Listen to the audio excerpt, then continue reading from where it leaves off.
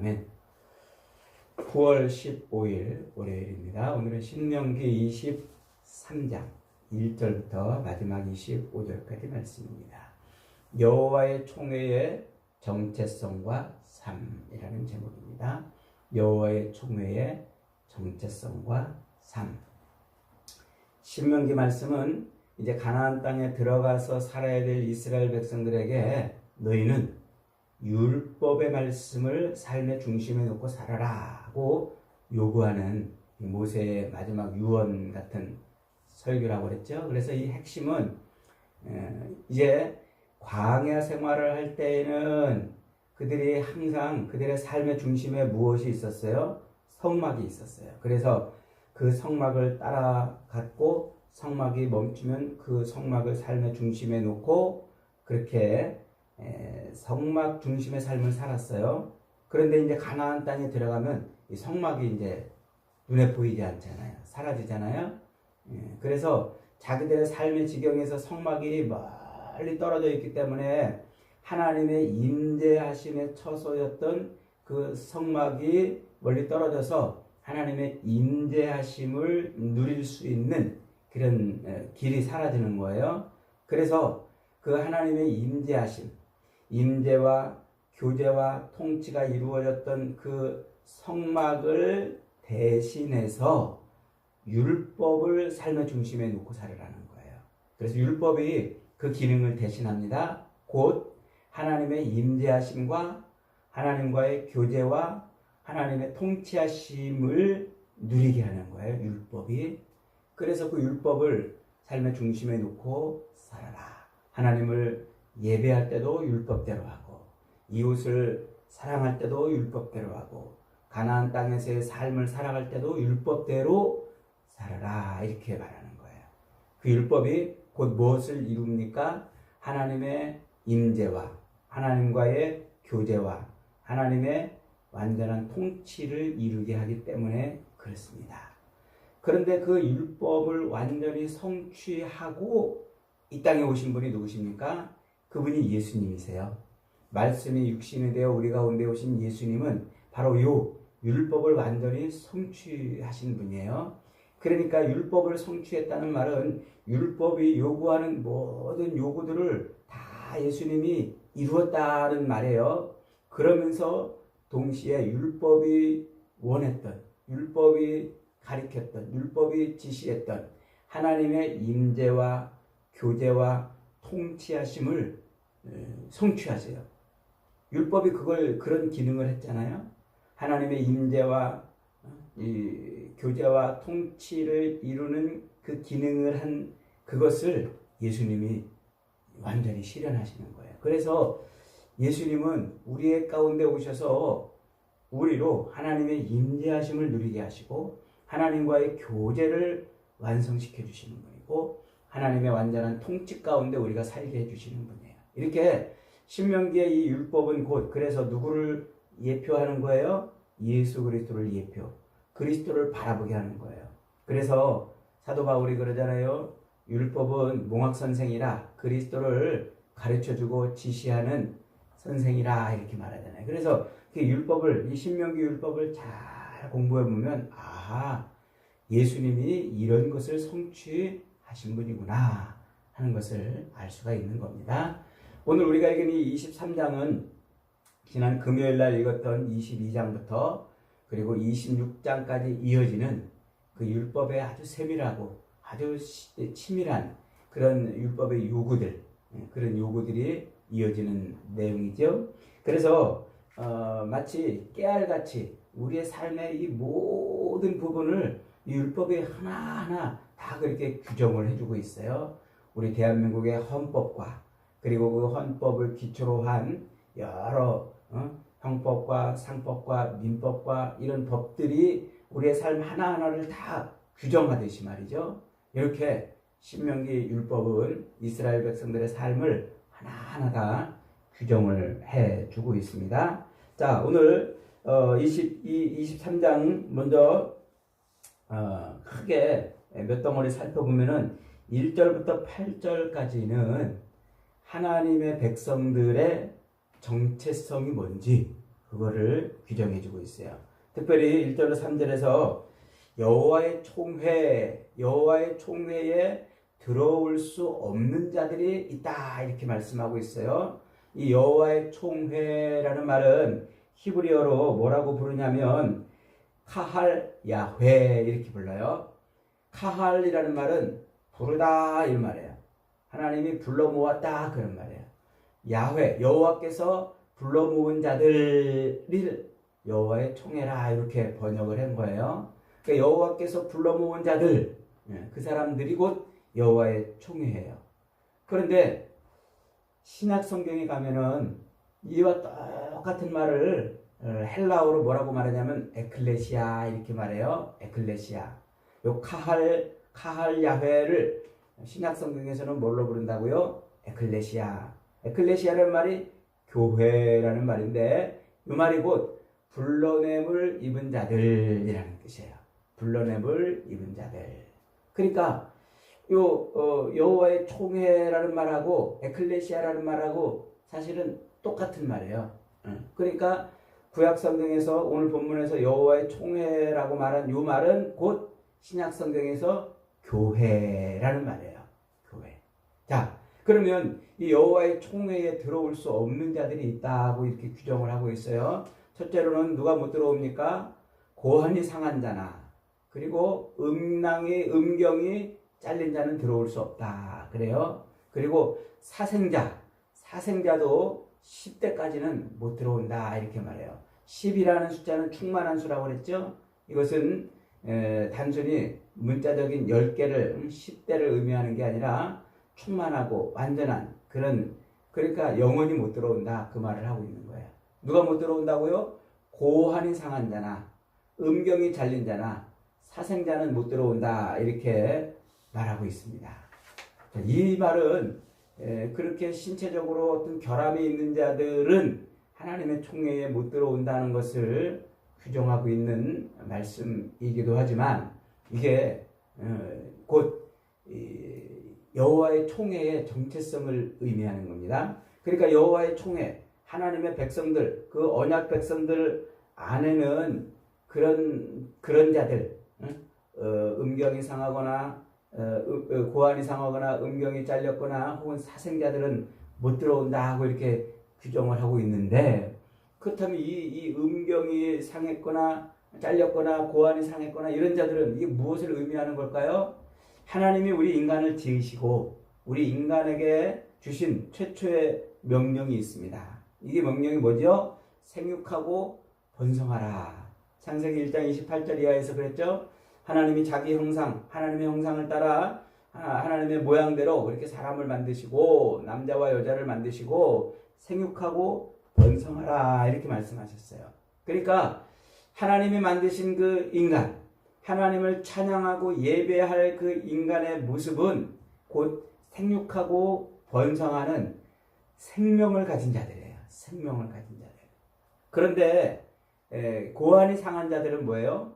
고환이 상한 자들은 더 이상 생육하고 번성이 어려워요. 음경이 잘린 자도 생육하고 번성이 어렵습니다.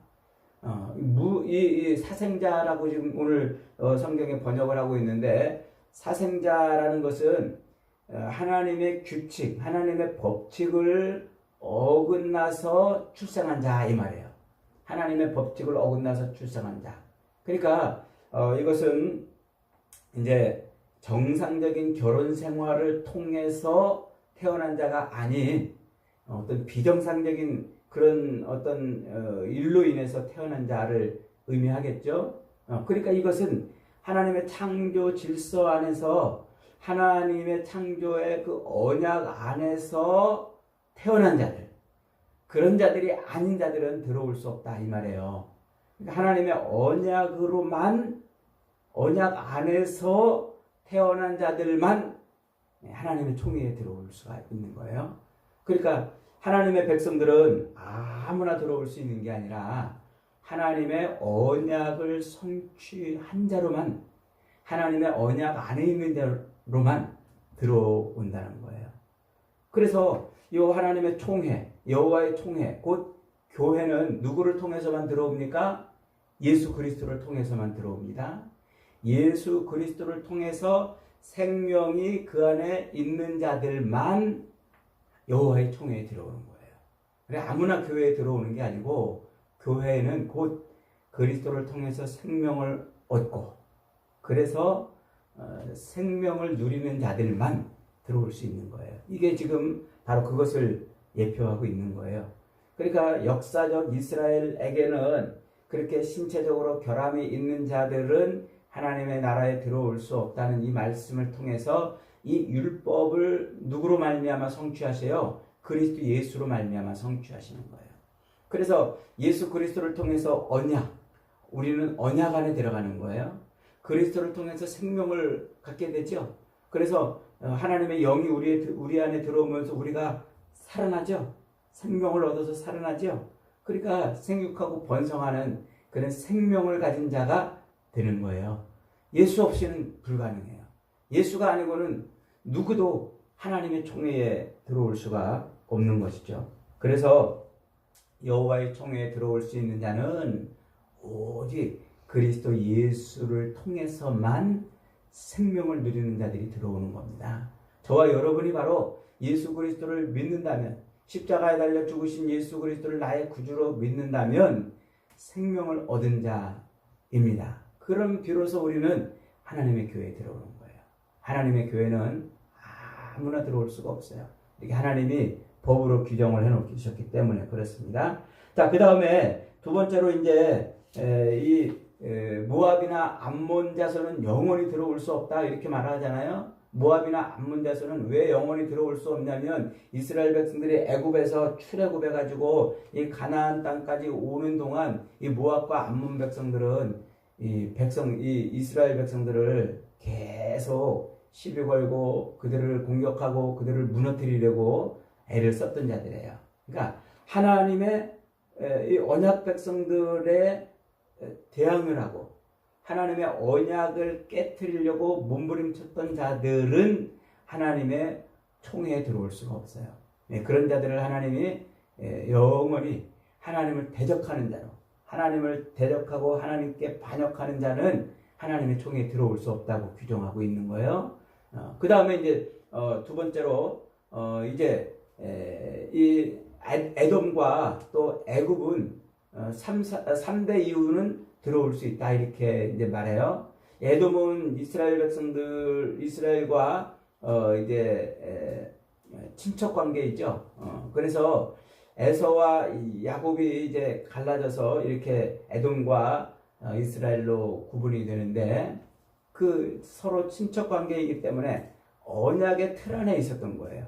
에돔. 이 에서도 하나님의 언약의 틀 안에 있었기 때문에 이제 결국은 하나님의 언약 총회 안으로 들어올 수 있다. 이렇게 말하고 그 다음에 이제 이 애굽은 왜 들어옵니까? 애굽은 하나님의 언약, 이스라엘 백성들로 하여금 하나님의 언약을 이루게 하는 큰 도구가 되었어요.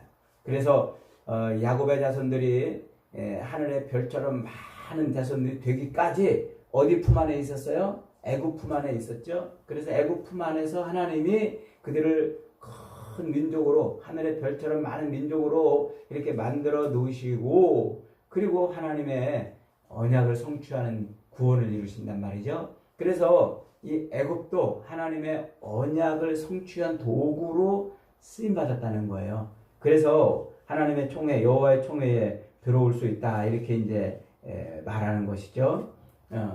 그래서 여호와의 총회에는 함부로 아무나 못 들어와요. 누구만 들어옵니까? 오직 하나님의 법이 정한 그 틀 안에서만 들어와요. 그래서 하나님의 이 율법이 정한 대로 모압도 암몬도 못 들어오고 에돔이나 에서도 나중에 애굽도 나중에 후에 하나님의 법칙에 의해서 들어옵니다. 결국 하나님의 법인 예수 그리스도를 통해서만 들어오는 거예요. 그래서 그리스도 예수 안에서 이제 이 모든 자들이 헬라인이나 유대인이나 종이나 자유인이나 누구도 이제 하나님의 법인 이 예수를 통해서만 들어오게 되는 바로 그 놀라운 구원을 예표하고 있는 말씀이죠. 자, 그 다음에 이제 두 번째 단락인 9절부터 14절까지는 이제 전쟁하러 출전했으면 그 진영을 정결하게 하라 이 말입니다. 그래서 이 진영 가운데에서 이제 정결치 못한 그런 행위를 끊어내도록 말씀하는 것이죠. 특별히 두 가지를 언급하고 있는데, 하나는 잠을 자면서 몽설을 한 경우이고, 또 하나는 이제 진영 안에서 여기저기다가 이렇게 이제 용변을 보는 그런 경우를 지금 말씀을 하고 있습니다. 자, 이 몽설을 하는 이것은 성적인 그런 어떤 측면에서의 정결함을 의미하고 있고, 그 다음에 용변을 보는 이런 것은 육신적인 측면에서의 정결을 의미하고 있는 거예요. 그러니까 이 진영에서 여기저기다가 용변을 보는 이런 행위들은 하나님이 그 진중에 계시기 때문에 그러지 말아라. 그래서 진영 밖에 변소를 만들어서 거기다가 용변을 보고 흙으로 덮어버려라. 이렇게 이제 말씀을 하고 있는 거죠. 이게 얼핏 보면은 이 규례는 단순히 그 위생적인 어떤 측면을 요구하고 있는 것처럼 보입니다만, 이게 실상은 하나님의 임재, 하나님이 그 진영 가운데 행하신다 그러잖아요. 하나님이 그 진영 가운데 행하시기 때문에 거룩함을 유지해야 된다는 거예요. 그래서 하나님이 함께 하시는 곳은 그 육체적인 그런 그런 불결함까지도 다 흙으로 덮어야만 비로소 하나님의 임재하심을 누릴 수 있는 것이라고 말씀하고 있습니다. 그러니까 이 율법이 요구하고 있는 거룩은 단순히 제사장들이나 혹은 성소 안에서만 국한되는 것이 아니라 하나님의 진영, 하나님의 거룩한 싸움을 싸우는 하나님의 그 군대의 진영 안에서도 여전히 요구되는 그런 말씀이라는 거예요. 그래서 오늘날 교회를 뭐라고 부른다고 그랬어요? 에클레시아 그런다고 그랬죠? 그 에클레시아의 뜻이 뭐라고 그랬습니까? 싸움을 위해서 불러냄을 입은 자들이라는 뜻이라고 그랬잖아요. 싸움을 위해서 불러냄을 입은 자들. 이게 옛날에 이 에클레시아라는 말이 어떤 때 예수님이 처음 교회에 이 말을 적용을 하시는데, 옛날에는 이 군대가 이렇게 오늘날처럼 정규 군대가 60만 대군이 딱 준비되어 있지 않았고, 그저 왕궁을 지키는 왕궁 수비대 정도만 있었어요. 그러다 이 왕이 이제 전쟁하러 나가면은 동네방네 온 곳에서 백성들을 이제 차출을 해가지고 소집을 한단 말이죠. 그때 마을 한복판에 있던 그 종탑에서 종을 땡땡땡땡 치면은 여기저기 농사를 짓다가 방 안에 있다가 사람들이 그 종소리를 듣고 모여요. 그 광장에 모여요. 아고라, 그 광장에 그렇게 모인 사람들, 전쟁을 위해서 불러냄을 입은 사람들을 에클레시아라고 불렀는데, 예수님이 그들을 이 교회를 에클레시아라고 이렇게 말씀을 하셨어요. 그러니까 교회가 뭐예요? 싸움을 위해서 불러냄을 입은 자들. 오늘 여기서 전쟁을 위해서 불러냄을 입은 그 진영, 그것을 말하는 거예요. 그러니까 교회는 어떻게 된다는 것입니까? 하나님의 임재하심이 있는 교회는 영적으로도 육적으로도 항상 거룩하고 정결해야 된다. 이것을 예표하고 있는 거예요. 그래서 예수 그리스도를 통해서 우리는 정결한 삶을 살 수 있다고 그러는 거죠. 자, 그 다음에 이제 15절로 마지막 25절까지인데, 그 하나님의 여호와의 총회에 들어오는 자들, 그런 자들에 대한 삶의 윤리를 말씀하고 있는데, 첫째로 도망친 종을 다시 주인에게로 돌려보내지 말고 억압하지도 말고 자유롭게 놔주라, 이거죠. 그런데 이것은 고대 근동의 다른 어떤 법에도 찾아볼 수 없는 거예요. 고대 근동의 법들은 도망친 종을 잡았으면 반드시 주인에게 돌려주라, 이렇게 말하는데, 하나님은 도망친 노예를 잡았으면 그를 주인에게 돌려보내지 말고 자유롭게 놔주라 그러잖아요. 이 말은 느닷없이 종이 자유를 선포하려고 하는 말씀이 아니라, 이게 지금 여호와의 총회의 성격을 규정하고 있는 거예요. 죄악에 사로잡혀 있던 그 죄의 종으로 살던 자들이 여호와의 총회, 그 죄의 종으로 살던 자들이 그 자기들을 억누르고 있던 주인의 손에서 벗어나서 여호와의 총회에 들어오면 그가 자유를 얻는다는 이 말을 지금 영적인 얘기를 지금 해주고 있습니다. 그래서 앞에서 언급한 모압이나 암몬은 영원히 여호와의 총회에 들어올 수 없다고 그랬잖아요. 그런데 실제로 역사 속에서, 이스라엘 역사 속에서 모압 여인 룻이 여호와의 총회 한복판에 들어와서 언약을 성취하는 자가 되잖아요. 그리고 암몬 자손들 중에서도 상당히 많은 사람들이 여호와의 총회에 들어와서 이스라엘의 역사를 이끌어가는 것을 볼 수가 있습니다. 그러니까 여호와의 총회에 모압과 암몬은 영원히 들어올 수 없다고 그랬지만 그들 가운데에서 어떤 자들, 그들의 손에서 벗어나서 여호와의 총회에 들어오면 그들을 다시 모압이나 암몬, 즉 악한 주인의 손에 돌려보내지 않고 하나님의 품에 두시겠다는 거예요. 이게 그리스도 예수 앞에 회개하고 나오는 자들을 다 품어주시겠다는 하나님의 놀라운 구원의 선언인 것입니다. 그래서 종이 자기 주인을 떠나 하나님의 총회에 들어오면 그 죄의 종되었던 그 자가 하나님의 은혜로 자유를 얻는 놀라운 말씀을 지금 이렇게 해주고 있는 것입니다. 그럼에도 불구하고 이스라엘 중에 남창이나 여자 창기들을 두면 안 된다는 거예요. 여호와의 총회 안에는 남창이나 또 여자 창기들을 두면 안 된다. 그리고 그들이 벌어들인 수입을 하나님 앞에 바칠 수도 없다. 이렇게 말해요. 여호와의 총회는 거룩해야 되는 거예요. 그래서 남창이나 또 여자 창기들은 그 당시에 그 고대 근동에 수많은 우상을 섬기는 그 신전에서 행하던 바로 그런 신전 의식, 우상 숭배 의식에서 나온 것들이잖아요. 하나님은 그것을 당연히 그리고 과감하게 단호히 거부하십니다. 그래서 여호와의 총회는 늘 정결하고 심지어 그들이 벌어들인 수입을 하나님 앞에 드리는 것 자체도 하나님은 받지 않으세요. 하나님의 이 여호와의 총회는 그렇게 거룩한 곳이어야 한다는 겁니다. 그리고 또 이자를 금지하죠. 이자. 하나님의 총회 안에 이 여호와의 백성들은 서로 이자를 또 받으면 안 된다 그러는데, 그 이자라는 말은 네셰크라고 하는 말로 물어뜯다 혹은 갉아먹다 이런 뜻이에요. 그러니까 내가 누군가로부터 이자를 받는다는 것은 저의 생명을 갉아먹고 저의 생명을 물어뜯는 것이라는 거예요. 그것은 하나님의 총회 안에서 용납될 수 없습니다. 그래서 하나님은 이스라엘 그 하나님의 총회가 거룩할 뿐만 아니라 정의로운, 하나님이 통치하는, 남의 생명을 해하고 갉아먹는 그런 것이 용납되지 않는 하나님의 통치하심이 있기를 하나님이 요구하시는 거예요.